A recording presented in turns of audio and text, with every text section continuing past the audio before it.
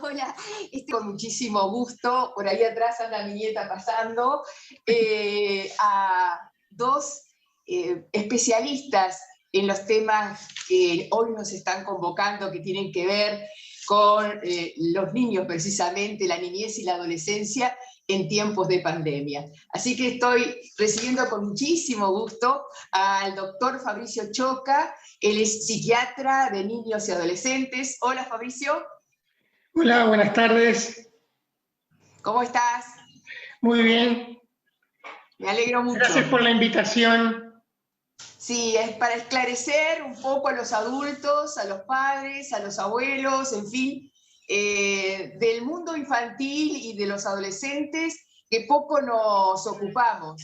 Y estoy recibiendo y te está acompañando también la psicóloga Silvina Urruti. Ella es psicóloga cognitivo-conductual. Bienvenida, Silvina.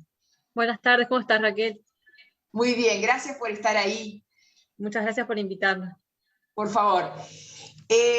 Para empezar, esta pandemia ha impuesto una presión muy grande en el núcleo familiar, ya sea los padres que en teletrabajo pueden estar trabajando al lado de sus hijos, que a su vez están en clases también online, en fin. ¿Qué han visto ustedes, para empezar por ti, Fabricio, qué han visto ustedes en el comportamiento infantil en esta pandemia? Bueno, un poco como vos decías, Raquel, nosotros trabajamos con Silvina con la población de niños y de adolescentes. Primero, quizás que poder pensar que detrás de estos niños y estos adolescentes siempre hay como una familia, como vos lo decías, y que habitualmente los sistemas tienden a buscar como ciertos equilibrios. La situación de pandemia, vivida obviamente como una situación vital estresante, ha venido como a mover un poco estas estructuras, lo que ha de alguna manera generado ciertos cambios. Tenemos que también pensar que estos niños están en relación con otros sistemas que también están siendo afectados. Por un lado el sistema educativo y por otro lado los sistemas asistenciales. Si nosotros pensamos en todas estas factores, en todas estas variables y en las repercusiones que ha tenido, hemos tenido como diferentes resultados, ¿verdad? Por un lado hay un dicho que dice que a veces la piola revienta por el lado más fino, y en este caso a veces la población más añosa y la población más, los niños, la población infantil, de alguna manera queda en cierta situación de vulnerabilidad.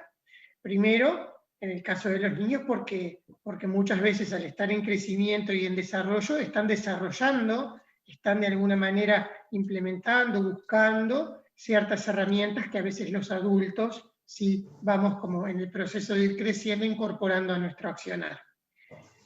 Por otro lado, nosotros hemos visto que, quizás podemos dividir un poquito la población, de que es la población que ya tenía alguna condición, algún síndrome, algún trastorno desde el punto de vista de la salud mental, y por otro lado la población sana. En ambos, la situación de pandemia ha repercutido. En la población sana, lo que le pasó, como a todos también de alguna manera, ha sido que ha intentado buscar como cierto equilibrio para que esta nueva forma de vivir, con esta situación estresante, ha tratado de alguna manera de no perder cierta estabilidad, y algunos lo han logrado y otros han presentado síntomas reactivos y algunos han presentado síntomas adaptativos a esta situación. A ver la diferencia entre uno y otro, Fabricio. Bien, el síntoma reactivo es lo que aparece de alguna manera en los primeros momentos posteriores a lo que es el enfrentamiento a la noxa o a la situación vital estresante o trauma. El síntoma más adaptativo es el que se desarrolla muchas veces en los meses posteriores, en los cuales uno va como buscando el equilibrio o la situación previa. Estos síntomas adaptativos, nosotros de alguna manera sabemos que pueden llegar a durar hasta un periodo de 4 a 6 meses. Lo que pasó en esta situación es que la noxa fue permaneciendo en el tiempo. Digo, si nosotros nos volvemos a marzo del 2020, teníamos la incertidumbre de, bueno, era todo muy nuevo, no sabíamos cuánto iba a durar, no sabíamos las medidas que se iniciaron o se plantearon inicialmente si iban a persistir o no. Entonces, lo que fue sucediendo es que cada uno de nosotros, y obviamente los niños y adolescentes, en relación a las figuras referentes adultas, fueron buscando la vuelta, fueron buscando la forma, y hubieron algunos en los cuales inicialmente sí presentaron algunos síntomas y otros que no. En la población que ya tiene una condición desde el punto de vista de vulnerabilidad de la salud mental, sucedió lo mismo. Lo que pasó es que la gran mayoría, nosotros vimos que quizás aumentaron la intensidad de los mismos. En otro porcentaje, los síntomas permanecieron siendo iguales, y quizás en otro, en algunas enfermedades en particular, los síntomas bajaron, porque por ejemplo, en pacientes que tienen síntomas fóbicos o algún síntoma más evitativo, el permanecer en la casa y no tener que enfrentar ciertas situaciones, disminuyó la intensidad de los mismos. Exacto.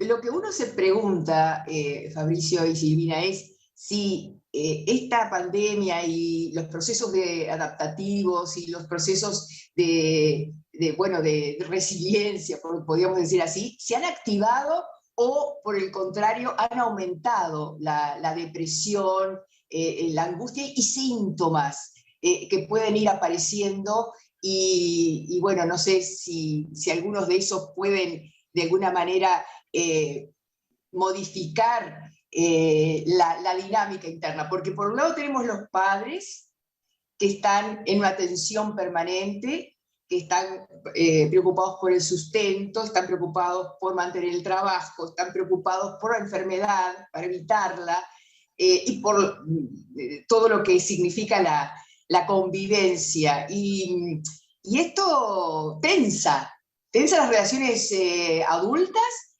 y hay que ver si le estamos dando la importancia a los adultos al mundo de los niños. Cuando se vuelven inapetentes, cuando se vuelven cerrados en la comunicación, cuando de pronto tienen dificultades para dormir, que no tuvieran antes, ¿no? Que fueran nuevas. ¿Es para preocuparse?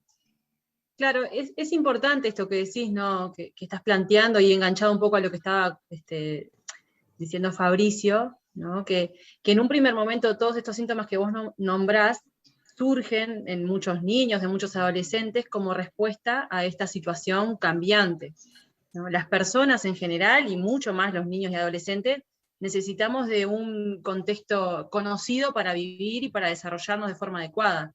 Conocido que a veces puede que no sea el mejor contexto, pero por lo menos sabemos qué es lo que va a pasar. Toda la situación de pandemia y las medidas de contención que se han tenido que ir tomando, bueno, esto del teletrabajo, el estudiar a distancia, el distanciamiento físico, ha hecho sí, que el home mundo... school, ¿no? El home school, la escuela se trasladó a casa. Exactamente, todo eso inevitablemente genera una repercusión en la vida que conocíamos, y genera una reorganización en la estructura familiar. No sé si se nos fue Raquel o está ahí. Estoy todavía, pero como estoy con... No te veía. Estoy con el celular de uno de mis nietos, pero están en un diálogo permanente. Esto es televisión, ¿verdad? Entonces veo los mensajes de ellos, y bueno, algunos no son reproducibles. Bueno, esto es una de las cosas que pasa, ¿no? Que los medios de comunicación, y sobre todo en la adolescencia también, ¿no? Que tienen sus propias como redes y sus propios lugares como donde conseguir información, esta es una de las cosas que se generan, ¿no? Que ahí hay un cambio y que bueno, y que a veces el poder saber en qué andan, en qué están, de qué hablan, sobre todo con esto de la pandemia, que a veces la información que se pasa es como un poco confusa para ellos, es importante prestar atención, así que bueno, si te llegó algo ahí, está bueno que lo sé. Llegó todo, no sé cómo está saliendo, porque del celular se me perdieron ustedes, pero si me escuchan, podemos seguir. Escuchamos y vemos tu nombre. Escuchamos perfecto. Sí. Y ya, cuando tengo que hablar yo aparece Raquel, suficiente. ¿Querías agregar algo, Fabricio? Sí, un poco esto que un poco decías vos y Silvina, ¿no? Cómo de alguna manera la incertidumbre en el niño se suma a la incertidumbre del adulto, y eso es verdad que también el ambiente familiar, que muchas veces está abocado, bueno, a la manutención, a la educación, al cuidado, también queda como con un aumento en cuanto a el hecho de tener que estar muy presente, por ejemplo, ya sea acompañando lo que puede ser la concurrencia a la clase, hacer los deberes, sumado a los quehaceres propios que tienen los padres en el hogar. Nosotros lo que hemos visto es que sí, es que hay algunos niños que han presentado, más allá de los periodos adaptativos, una exacerbación o una aparición de síntomas a nivel de la esfera del humor, a nivel de la esfera de la conducta, algunos síntomas ansiosos, repercusión en lo que nosotros llamamos conductas basales, que son el sueño, la alimentación. También en el encuentro que el niño tiene en la escuela con otros niños, más allá de los procesos propios de aprendizaje que se dan en estas instituciones, también nosotros vemos que el niño en esas situaciones va aprendiendo a socializar, a negociar, y vemos que también la dificultad o la condición de lo que puede ser las clases virtuales está como coartando esta posibilidad. Entonces, todo lo que tiene que ver con el desarrollo de vínculos, creemos o estimamos que a futuro puede tener también algún tipo de sintomatología o dificultad, porque también es verdad que los vínculos hoy se hacen de forma virtual. Es lo que te está pasando ahora con el teléfono de tus nietos. Es lo que me está pasando, estoy haciéndolo para el que recién se suba con el teléfono de uno de mis nietos, y entonces parece que no, que la presencia mía está de más, con el nombre ya es suficiente, pero basta que me escuchen los entrevistados, y estamos hablando de cómo el comentario de ellos es: prefiero todo el día estar en el liceo, en la escuela, el doble de horario, pero no esto. Silvina. Claro. Sí, claro, porque es eso, ¿no? Toda la parte social que también se desarrolla en la escuela, en el liceo, se vio totalmente coartada. Y sus actividades están restringidas a lo que tiene que ver con lo que puedan hacer en la casa, con lo que esté al alcance, ¿no? Además de eso, también, algo que también, perdón, provoca tensión en los chicos, porque están bajo presión académica.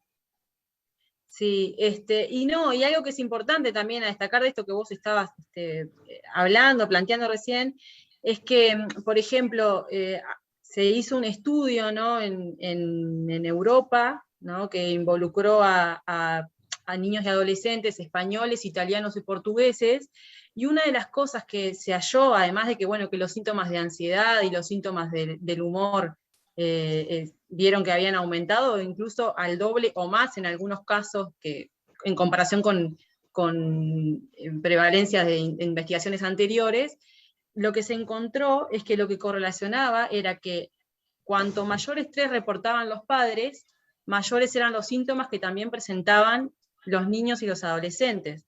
Entonces, sí será importante, ¿no? El que el adulto pueda como organizarse, pueda cuidar de su propia salud, digamos, pueda hacer un buen manejo de la información para también ayudar a organizar a los niños y a los adolescentes. Exacto. Y las rutinas seguramente se han modificado y en algunos lugares seguramente la violencia, el relacionamiento ha marcado una olla a presión, como se dice vulgarmente. Sí, esto tiene un poco que ver con lo que decía Fabricio, de que bueno, que ya había sectores que tal vez tenían, presentaban algunas patologías o algunas situaciones complicadas como esta, que con lo que tiene que ver con la cuarentena, con el estar más en casa, termina como potenciándose y generando mayores riesgos. ¿Qué hay que tener en cuenta para que los padres, a su vez, estén más abiertos y alertas, no con más estrés, sino con más información? Por ejemplo, las pataletas, el hecho de dañarse, de autoflagelarse, yo qué sé, lastimarse, los miedos, problemas para dormir, todo eso puede ser parte de una nueva patología o simplemente es este periodo adaptativo. Sí, yo creo que estos síntomas que tú acabas de enumerar tienen que poder ser pensados en el contexto y en la situación, ¿verdad? En este proceso de adaptación pueden aparecer algunos síntomas, entre comillas, sueltos, ¿verdad? Pero para que nosotros tengamos de alguna manera como que prestarle mayor interés, creo que es importante ver la frecuencia de los mismos, la intensidad y la repercusión que esto genera en el niño. Pensando un poquitito, me quedé pensando otro de los datos del estudio que hace referencia a Silvina, que me parece que sobre todo es como muy importante para que la gente lo pueda como tener en cuenta, es que en ese mismo estudio se desprende que gran parte de los síntomas que aparecían en los niños y adolescentes tenían como mucha relación con la obligatoriedad que se le dio al confinamiento. A ver, no quiere decir que con esto nosotros le digamos a la gente que tiene que salir a la calle. Por favor, que quede como bien claro. Pero sí lo importante es también en esta línea de las rutinas, poder intentar o recomendar a las familias que traten de mantener, por ejemplo, ciertas rutinas y hábitos en la alimentación, en el sueño, y después es que busquen dentro de las posibilidades pequeños momentos para poder hacer una salida a lugares abiertos, permitidos, contemplando los protocolos que se recomiendan, como también esto creemos que es como una forma de invertir en salud, y que de alguna manera va a dar un resultado que es la mejor adaptación, una menor reactividad y de alguna manera un funcionamiento global más parecido a lo previo a esta situación de pandemia. Ahí va, es como esto de poder tener en cuenta algunos elementos que sí está bajo nuestro control, digamos, el poder manejar para poder darle un orden a la vida de estos niños, estos adolescentes y de los adultos, ¿no? Entonces, esto que decía Fabricio, ¿no? Hábitos de sueño, horarios para acostarse y para levantarse.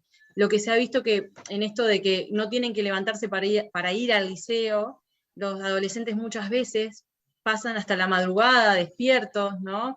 Jugando en red o mirando series, ¿no? Y entonces eso después baja los niveles atencionales a la hora de participar en clase, duermen a deshora y entonces no comparten capaz que el momento familiar que hay, y esto termina repercutiendo también en lo que tiene que ver con el estado de ánimo, ¿no? Bueno, los hábitos de alimentación, tener horas para la comida, no hacer grandes periodos de ayuno, porque eso genera que el azúcar en sangre baje y genera irritabilidad. Entonces, si ya estamos estresados por una situación y todo esto también está desajustado, la forma en que vivimos el estrés termina siendo más compleja todavía. Bueno, esto cuidar los vínculos, ¿no? Tener contacto con las personas con las que vivimos, compartir, ¿no? El cara a cara, digamos, una comida, un espacio, un momento, compartir también a través de las redes con otros familiares significativos o con amigos, ¿sí? Y bueno, la actividad física que estaba diciendo Fabricio, esto de poder salir aunque sea 10 o 15 minutos por día, porque eso favorece no solo a liberar tensiones y a hacer algo que nos distrae, sino también a que se generen endorfinas que mejoran nuestro estado de ánimo. Entonces, estos son como pilares que teniéndolos ordenados nos ayudan a enfrentar mejor estas situaciones.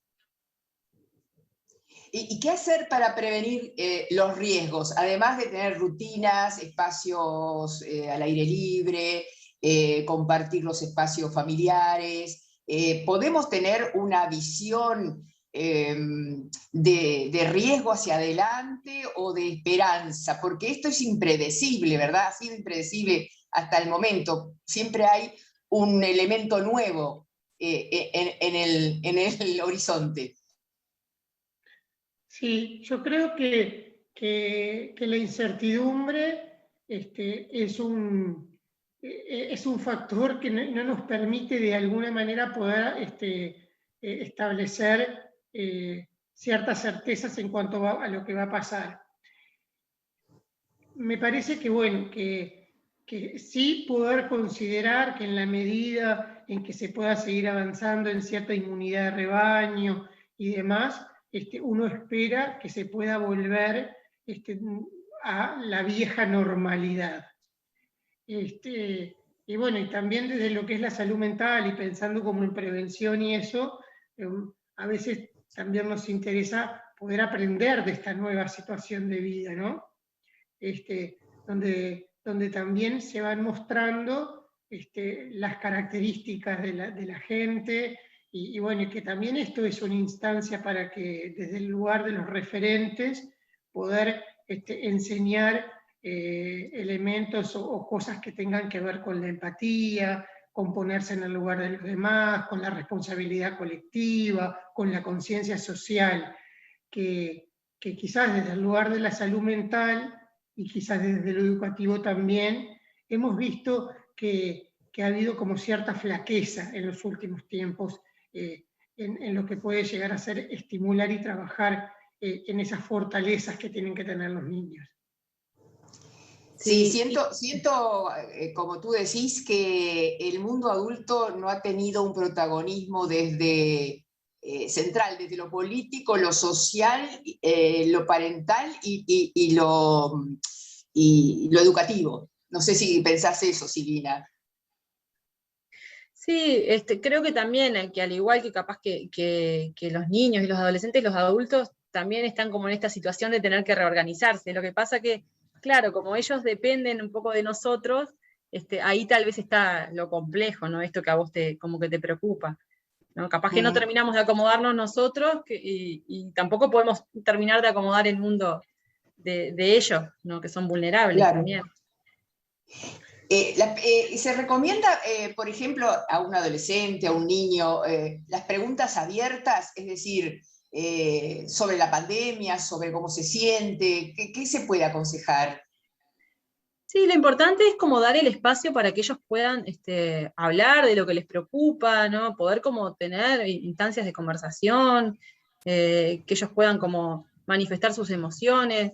En cuanto a eso también hay que tratar, porque a veces uno como adulto escucha lo que ellos dicen y dice, ay, no puedo creer que le esté preocupando esto, o qué bobada eso, ¿no? Por decirlo de alguna forma, ¿no? O no te puedes poner mal por eso, y en realidad para ellos lo que les sucede es importante y hay que intentar como desde nuestro lugar validar, ¿no? Como, bueno, entiendo lo que te pasa, entiendo que te sientas así, bueno, poder buscar alternativas a su pensamiento, ayudarlos a que puedan pensar las cosas de otro lugar, ser claros con la información que damos, ¿no? No sobreexponer, ¿no? También tener cuidado con el manejo que hacemos nosotros de la información adelante de ellos, porque si yo le digo no tenés que preocuparte, pero estoy todo el tiempo mirando en el teléfono los números, o escuchando las noticias, o mostrándome preocupado por la situación delante de ellos, que no significa que no lo esté, pero que tengo que tener cuidado con el manejo que hago, porque el adulto siempre es un modelo para el niño, ¿no? Y para el adolescente.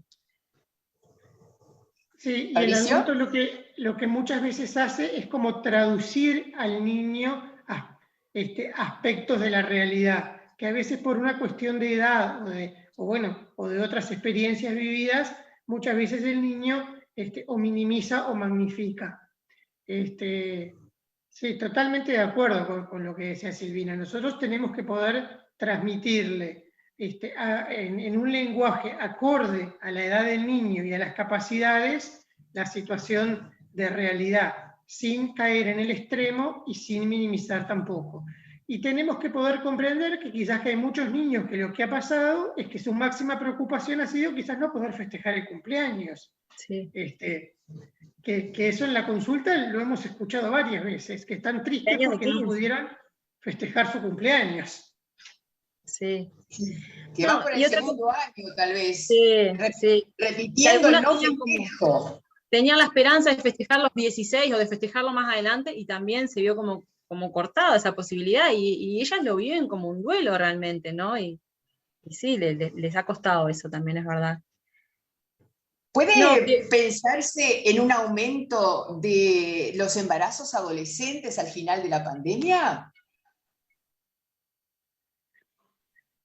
Mira, si bien con Silvina ambos atendemos bastante adolescentes, inclusive en el ambiente hospitalario, te diría que no nos parece que haya habido como un aumento en cuanto a números. Y tampoco hemos tenido como esa percepción desde el equipo de ginecología con quien trabajamos, que muchas veces nos han ido como transmitiendo algunas de las situaciones que ellos viven. No nos han planteado, inclusive hace unos días tuvimos un ateneo con el equipo y nos han dicho que se ha logrado o se ha priorizado, por ejemplo, la atención de los controles presenciales en todas las adolescentes embarazadas, pero no nos han dicho que hayan notado un aumento o una disminución. Bien. ¿Silvina? Sí, no, en este tema estoy de acuerdo con Fabricio, no se me han presentado situaciones tampoco en policlínica, la verdad que eso no sabría responderte. Lo que sí quería como destacar, que es importante tener en cuenta, que bueno, que tenemos que confiar también en la capacidad de resiliencia del ser humano, ¿no? En esto de, una psicóloga española dice que somos personas normales adaptándonos a una situación anormal, y que bueno, que tenemos que confiar en que bueno, por la propia supervivencia, intentamos salir de alguna forma fortalecidos o cambiados de las situaciones. Hay que aprovechar este momento para compartir otras cosas que capaz que antes no se podían compartir, como más tiempo con los hijos, y poder verlo desde un lugar un poco más positivo, desde donde se pueda, digamos. Sí, en todo caso, todos estos momentos de crisis tienen sus aspectos positivos y negativos. El tema es que está en juego la adaptación de los adultos junto con la de los niños y adolescentes. Eso es lo complejo de esta situación, ¿no, Fabricio? Exactamente.